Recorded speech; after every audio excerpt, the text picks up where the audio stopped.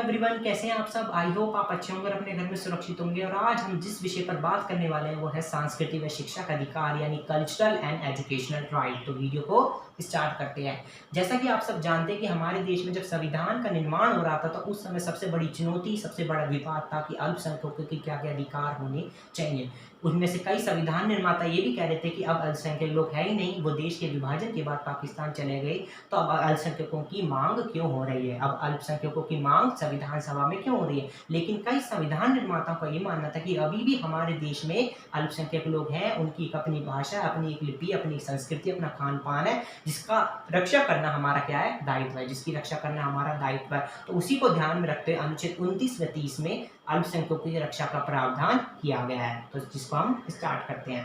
तो सबसे पहले हम बात कर लेते हैं कि अल्पसंख्यक लोग होते कौन है। तो कई बार सुप्रीम कोर्ट ने अपनी रूलिंग में कहा है कि 50% से जितने भी धर्म के लोग रहते हैं, 50% से जितने भी कम के धर्म के लोग रहते हैं हमारे देश में, वो सारे क्या है, अल्पसंख्यक हैं। ऐसा सुप्रीम कोर्ट कई बार परिभाषित कर चुका है। अब बेसिकली फर्स्ट पॉइंट है प्रधानमंत्री का 15 सूत्रीय कार्यक्रम, यानी केंद्र सरकार के द्वारा अल्पसंख्यकों के विकास के लिए एक कार्यक्रम चलाया गया था 2005 में, जिसका नाम था प्रधानमंत्री का 15 सूत्रीय कार्यक्रम। इस कार्यक्रम में ये बताया गया है कि कौन कौन से वर्ग के समुदाय के लोग अल्पसंख्यक की श्रेणी में आते हैं, कौन कौन से वर्ग के समुदाय के लोग अल्पसंख्यक की श्रेणी में आते हैं। तो इस कार्यक्रम में ये बताया गया कि कौन कौन से लोग अल्पसंख्यक की श्रेणी में आते हैं। तो मुस्लिम, पारसी, ईसाई, सिख, बौद्ध और जैन, इन समुदाय, ये जो समुदाय है मुस्लिम, पारसी, ईसाई, सिख, बौद्ध, जैन, इन्हीं समुदायों को अल्पसंख्यक की श्रेणी में रखा गया, ऐसा प्रधानमंत्री के 15 सूत्रीय कार्यक्रम में बताया गया। तो आपसे कई बार क्वेश्चन पूछा जाता है कि कौन कौन से समुदाय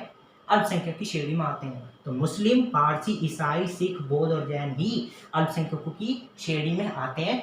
इसमें हिंदू नहीं आता, आपको ध्यान रखना। कई बार पेपर में दे दिया जाता है ऑप्शन में हिंदू, जैन, बौद्ध, सिख, ईसाई, पारसी, मुस्लिम, इनमें से कौन सा अल्पसंख्यक वर्ग की श्रेणी में नहीं आता। तो आप हिंदू पे टिक करके आओगे कि इसमें से हिंदू जो है अल्पसंख्यकों की श्रेणी में नहीं आता, बाकी सारे मुस्लिम, पारसी, ईसाई, सिख, बौद्ध, जैन अल्पसंख्यकों की श्रेणी में आता। और ये प्रधानमंत्री का 15 सूत्रीय कार्यक्रम में बताया गया, जो कि कहाँ हुआ था, 2005 में हुआ था। कब हुआ था, सॉरी 5 में हुआ था। अब पढ़ लेते हैं अनुच्छेद 29 व 30। अनुच्छेद 29 और 30 दोनों ही अल्पसंख्यकों के हितों की रक्षा करते हैं। तो सबसे पहले बात कर लेते हैं अनुच्छेद 29 की। कोई भी अल्पसंख्यक वर्ग अपनी भाषा लिपि को सुरक्षित रख सकता है। पहला पॉइंट क्या कहा है कि कोई भी अल्पसंख्यक वर्ग जो समुदाय है वो अपनी भाषा को और अपनी लिपि को सुरक्षित रखने का उसके पास क्या है, एक अपना राइट है। दूसरा पॉइंट क्या कहता है, भाषा, जाति, धर्म, संस्कृति के आधार पर उसे किसी भी शिक्षा संस्थान में रोक नहीं है। अगर वो शिक्षा संस्थान में प्रवेश करता है तो उस पर ना तो भाषा के आधार पर उस पर भेदभाव किया जाएगा, ना जाति, ना धर्म, ना संस्कृति, ना ही जन्म स्थान के आधार पर भेदभाव किया जाएगा। अगर वो किसी शिक्षा संस्थान में प्रवेश के लिए जाता है, कौन, अल्पसंख्यक वर्ग, उस पर किसी भी आधार पर भेदभाव नहीं किया जाएगा। किन किन आधार पर, भाषा के आधार पर, जाति के आधार पर, धर्म के आधार पर, संस्कृति के आधार पर भेदभाव नहीं किया जाएगा अल्पसंख्यक वर्ग के साथ। तीसरा पॉइंट क्या कहता है, भाषा की रक्षा और संरक्षण के लिए आंदोलन भी कर सकता है। अगर ऐसा लग रहा है कि उसकी भाषा की रक्षा नहीं हो रही है तो उसके लिए वो क्या कर सकता है, आंदोलन भी कर सकता है, उसका प्रोटेक्शन भी कर सकता है, उसका संरक्षण भी कर सकता है। ऐसा अधिकार भी अल्पसंख्यकों के पास है, ऐसा अनुच्छेद 29 में बताया गया है। तो अनुच्छेद 29 क्या कहता है, एक तो वो भाषा लिपि की रक्षा कर सकता है और उससे किसी भी शिक्षा संस्थान में ना तो भाषा के आधार पर, लिपि के आधार पर, धर्म के आधार पर, संस्कृति के आधार पर भेदभाव नहीं किया जाएगा। ये भी अनुच्छेद 29 में बताया गया है। अनुच्छेद 29 में भी कहा है अगर अल्पसंख्यकों को लगता है कि उसकी भाषा की रक्षा नहीं हो रही है तो उसका भी उसको एक राइट है आंदोलन करने का।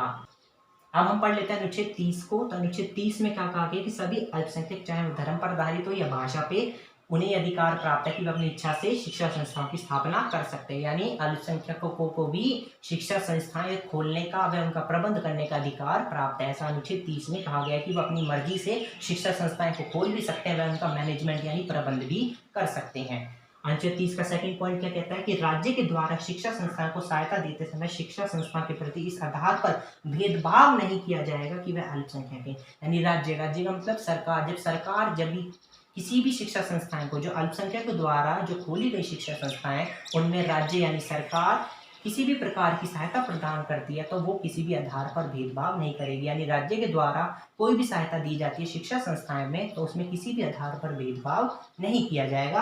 अनुच्छेद 30 का सेकंड पॉइंट ये कहता है। अनुच्छेद 30 का जो थर्ड पॉइंट है 44वें संशोधन 1978। अनुच्छेद 30 में 44वें संविधान संशोधन 1978 में ये जोड़ा गया कि अल्पसंख्यकों को जो शिक्षा संस्था चला रही है या प्रबंध कर रही है, अगर वो शिक्षा संस्था बेचना चाहती है तो राज्य उसकी वैल्यू मार्केट वैल्यू पे लेगा। यानी अनुच्छेद जो 30 था उसमें 44 संविधान संशोधन 1978 में एक बात जोड़ी गई कि अल्पसंख्यकों के द्वारा जो शिक्षा संस्थाएं चल रही हैं और वो अगर शिक्षा संस्थाएं वो राज्य को बेचना चाहते हैं अल्पसंख्यक, तो उनकी वैल्यू उतनी ही ली जाएगी जितनी उनकी मार्केट में वैल्यू है, यानी मार्केट वैल्यू पर ही वो शिक्षा संस्थाएं बेची जाएंगी। ऐसा किसमें कहा गया है? अनुच्छेद 30 में कहा गया है। तो अनुच्छेद 29 व 30 यहीं खत्म होता है। आई होप आपको ये वीडियो अच्छी लगी होगी। अगर आपको वीडियो अच्छी लगी हो तो प्लीज़ वीडियो को लाइक कीजिए, वीडियो को शेयर कीजिए और चैनल को जरूर सब्सक्राइब कीजिएगा। और अगर आपने हमारे मौलिक अधिकार का पार्ट 1, पार्ट 2, पार्ट 3 और पार्ट 4 और 5 नहीं देखा है तो प्लीज़ वॉच कीजिएगा। तब तक के लिए bye bye and take care.